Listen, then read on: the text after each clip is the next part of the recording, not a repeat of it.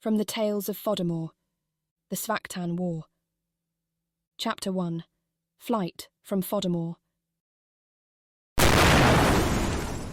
Mari sat straight up with a gasp.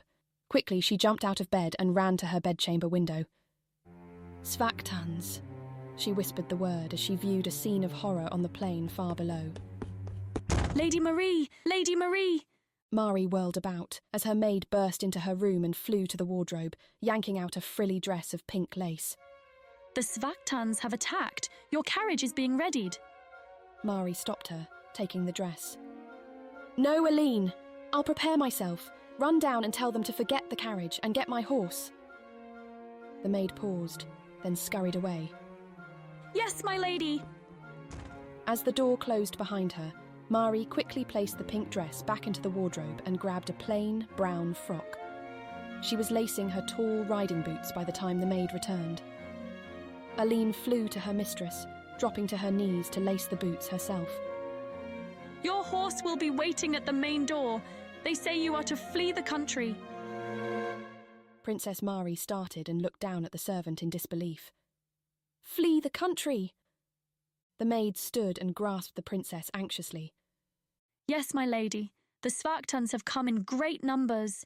They will soon invade us. Mari stood still in shock as her maid rushed about, filling a satchel with anything the princess might need. The satchel was placed over her highness's head, and the maid pushed her through the door. Here are things you may need for a journey, my lady. I'm sure they are seeing to your provisions, and you will surely be accompanied by guards. Now you must hurry. Go, my lady. Without thinking, Mari began to run as quickly as she could down the long hallway. She could not run as quickly as you would think, for the castle was in havoc.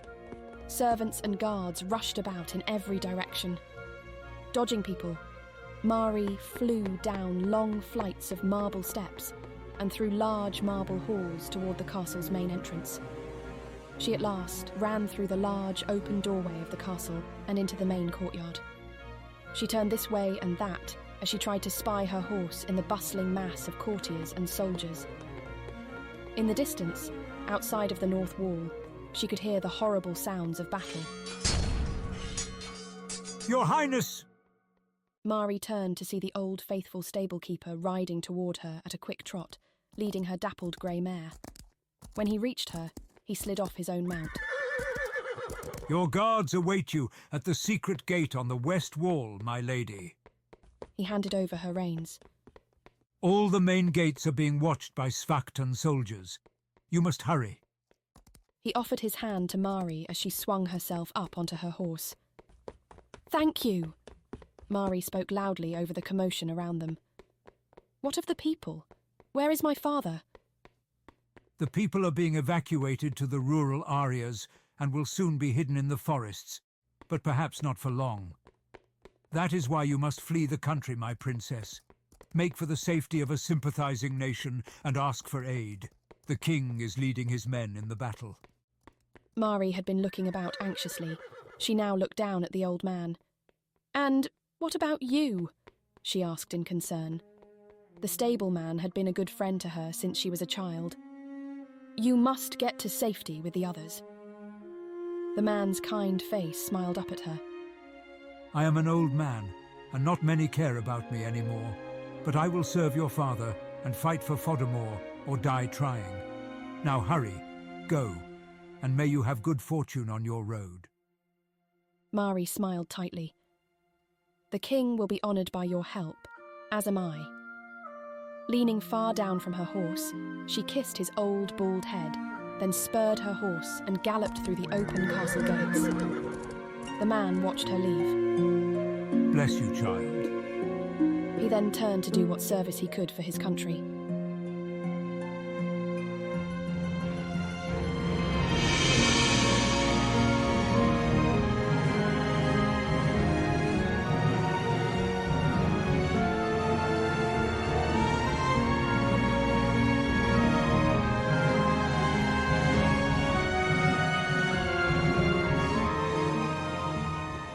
The 3 miles to the west wall passed quickly as Mari sped through the capital of the country, Fodamore. Avoiding the bewildered townspeople, she cried for them to make for the woods with all haste. She soon saw the small gate on the western wall. By this gate sat 4 horsemen in Fodamorean uniform waiting for her. They sighted her from afar and rode quickly toward her. One spoke. "We are to guard you in your escape, my lady. We must hurry." They swiftly rode to the ancient gate and waited while it was slowly opened with a loud creak. The doorway was quite small and overhung with thick ivy. Mari and her 4 guards had to duck low over their horses' necks to pass through. When they were certain that the plain beyond was free of enemies, they spurred their horses and began to gallop swiftly across it, that they might not be long in the open, and that they might reach a neighbouring nation soon, to save their country before it was too late.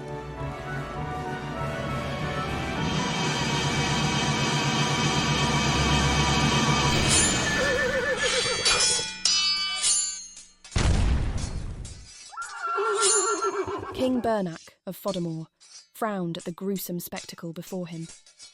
Fodamore had long been a peaceful nation, or at least a nation that defended peace. But now, as he looked, he saw no peace, only death and pain. His ears rang with the clashing of swords, the twang of bows as they released their deadly arrows, and the cries of his falling men. The Fodamorean soldiers fought bravely for their homeland, but they were far outnumbered by the fierce Svaktans who opposed them. The king stood at ready, with his back towards the wall of his realm, and his face toward the advancing enemy. It had been many years since he had fought, and he prepared himself for the worst. His eyes moved quickly about, taking in every detail.